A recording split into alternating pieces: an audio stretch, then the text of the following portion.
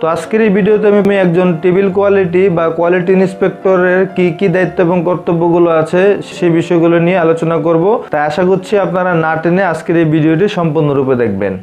এই table quality বা quality ইন্সপেক্টরই হচ্ছে গার্মেন্টসের কোয়ালিটি ডিপার্টমেন্টের সবচাইতে লোয়েস্ট পজিশন বা সর্বনিম্ন পজিশন। বাংলাদেশের শ্রম আইন অনুযায়ী এই কোয়ালিটি ডিপার্টমেন্টের এর চাইতে নিম্নে আর কোনো পদবি নেই। তবে কাজের ক্ষেত্রে কোনো পদকে ছোট করে দেখা যাবে না, প্রত্যেকটি পদেরই একটি নির্দিষ্ট রেসপন্সিবিলিটি রয়েছে। আমি বিভিন্ন বাইং হাউস এবং বিভিন্ন ফ্যাক্টরির অনেক সফল ব্যক্তিদের দেখেছি যারা কিনা গার্মেন্টসের এই কোয়ালিটি ইন্সপেক্টর পদ থেকে অথবা টেবিল কোয়ালিটি পদ থেকে কাজ করে কাজ শিখে ধাপে ধাপে পর্যায়ক্রমে তারা আজকে বাইং হাউসের বা বিভিন্ন ফ্যাক্টরির উচ্চপদস্থ কর্মকর্তা হিসেবে কাজ করছে এবং গার্মেন্টসের কোয়ালিটি ডিপার্টমেন্টে কর্মরত অনেকের আইডল হিসেবে কাজ করছে।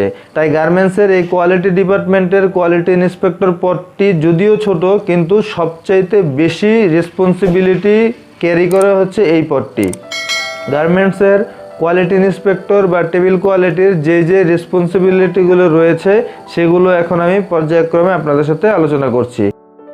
একজন টেবিল কোয়ালিটিকে প্রথমে যে রেসপন্সিবিলিটি ক্যারি করতে হবে সেটি হচ্ছে সঠিক সময়ে তার কর্মস্থলে উপস্থিত হতে হবে। অর্থাৎ তার ডিউটি যদি 8টা থেকে হয় তাহলে 8টা বাজার ঠিক 5 মিনিট আগে হলেও তার কর্মস্থলে উপস্থিত হতে হবে। এরপর একজন কোয়ালিটি ইন্সপেক্টরকে অবশ্যই ডিফেক্টস সম্পর্কে ভালো ধারণা থাকতে হবে। ডিফেক্টস কত প্রকার, কি এবং কোন ডিফেক্টের কি নাম, এ বিষয়ে খুব ভালো ধারণা থাকতে হবে। যদি কোনো কোয়ালিটি ইন্সপেক্টরের ডিফেক্টস সম্পর্কে ভালো ধারণা না থাকে তখন সে ডিফেক্টিভ গার্মেন্টসগুলো আটকাতে পারবে না বা ডিফেক্টসগুলো ছেড়ে দিবে, যার কারণে পরবর্তী স্টেজে গিয়ে সেই ডিফেক্টসগুলো অন্যের হাতে ধরা পড়বে, এমনকি বাইং কিউসির হাতেও ধরা পড়তে পারে, যার ফলে সেই গার্মেন্টসগুলো রিচেক হতে পারে। তাই অবশ্যই প্রত্যেকটি কোয়ালিটি ইন্সপেক্টরকে ডিফেক্ট সম্পর্কে পরিপূর্ণ ধারণা থাকতে হবে এবং একজন কোয়ালিটি ইন্সপেক্টর হিসেবে ডিফেক্ট সম্পর্কে পরিপূর্ণ ধারণা পেতে আপনি আমার ইতিপূর্বে ডিফেক্টস নিয়ে করা 3টি ভিডিও আছে, সেই ভিডিওগুলো যদি আপনি মনোযোগ সহকারে দেখেন তাহলে আশা করছি আপনি সকল বায়ারের সকল ডিফেক্টসগুলো সম্পর্কে পরিপূর্ণ ধারণা পাবেন। এরপর একটি নতুন স্টাইল লাইনে ঢুকলে সেই স্টাইলের কাউন্টার স্যাম্পল কমেন্টস বা পিপি কমেন্টস বা বায়ারের প্রদত্ত যদি কোনো এক্সট্রা কমেন্টস থাকে সেই কমেন্টসগুলো সম্পর্কে অবশ্যই ধারণা থাকতে হবে এবং সেই কমেন্টসগুলো মুখস্থ থাকতে হবে। এবং সেই সাথে পিপি মিটিংয়ে আলোচ্য বিষয়গুলো কী ছিল এবং পিপি মিটিংয়ের কমেন্টসগুলো কী ছিল সেই বিষয়গুলো একজন টেবিল কোয়ালিটিকে জানতে হবে এবং তার রানিং স্টাইলে 100% ফিল আপ করে কাজ করতে হবে। এরপর একজন কোয়ালিটি ইন্সপেক্টরকে অবশ্যই একটি গার্মেন্টসের প্রত্যেকটি প্রসেসের নাম জানতে হবে এবং কোন প্রসেস কিভাবে মেজারমেন্ট করতে হয় এই বিষয়ে পরিপূর্ণ ধারণা থাকতে হবে, অর্থাৎ হাউ টু মেজার সম্পর্কে ধারণা থাকতে হবে। এবং গার্মেন্টস চেকিংয়ের সময় তার প্রসেসগুলো মাঝে মাঝে মেজারমেন্ট করে দেখতে হবে এবং তা ইনশিওর করতে হবে। যদি প্রসেস মেজারমেন্ট করতে গিয়ে কোনো মেজারমেন্টের ভেরিয়েশন পাওয়া যায় তখন তা অবশ্যই কোয়ালিটি কন্ট্রোলারকে অথবা কোয়ালিটি ইনচার্জকে জানাতে হবে।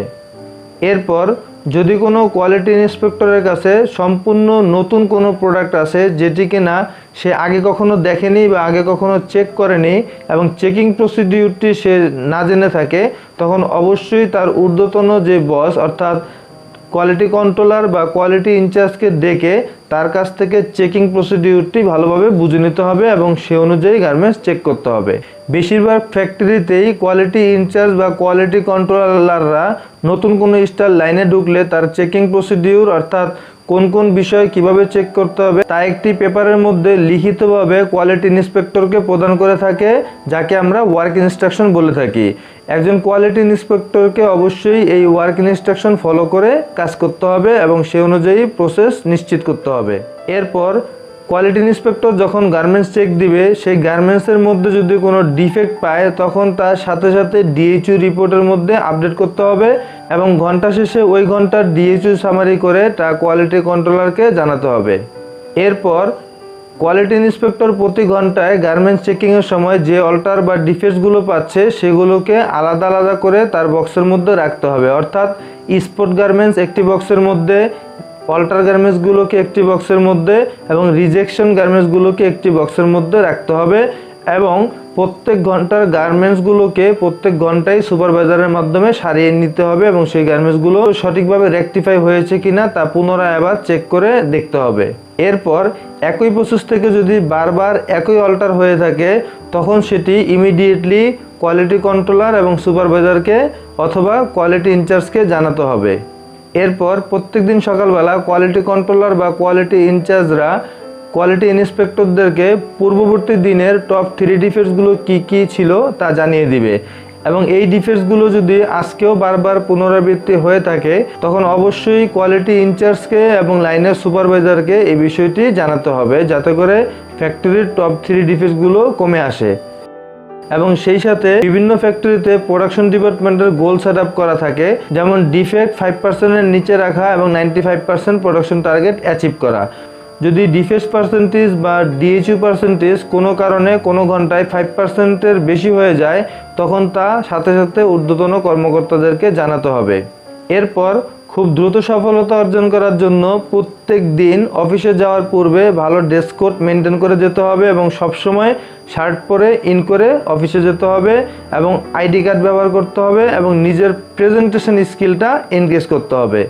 এই ছিল একজন কোয়ালিটি ইন্সপেক্টরের দায়িত্ব এবং কর্তব্যগুলো বা জব রেসপন্সিবিলিটিগুলো। এই রেসপন্সিবিলিটিগুলো ফ্যাক্টরি ভেদে কিছুটা কম অথবা বেশি হতে পারে। তো আশা করছি আজকের এই ভিডিওর মাধ্যমে আপনারা কোয়ালিটি ইন্সপেক্টরের কী দায়িত্ব এবং কর্তব্যগুলো আছে সে সম্পর্কে ধারণা পেয়েছেন। এই ভিডিও সম্পর্কে যদি আপনার কোনো মতামত থাকে তখন আপনার সেই মূল্যবান মতামতটি অবশ্যই কমেন্টসের মাধ্যমে জানাবেন। তো আজ এই পর্যন্তই, আবারও আপনাদের সাথে দেখা হয়ে যাবে গার্মেন্টস এবং টেক্সটাইল রিলেটেড নতুন কোনো ভিডিও নিয়ে। সেই পর্যন্ত সবাই ভালো থাকবেন, সুস্থ থাকবেন। আসসালামু আলাইকুম ওয়া রাহমাতুল্লাহি ওয়া বারাকাতুহু।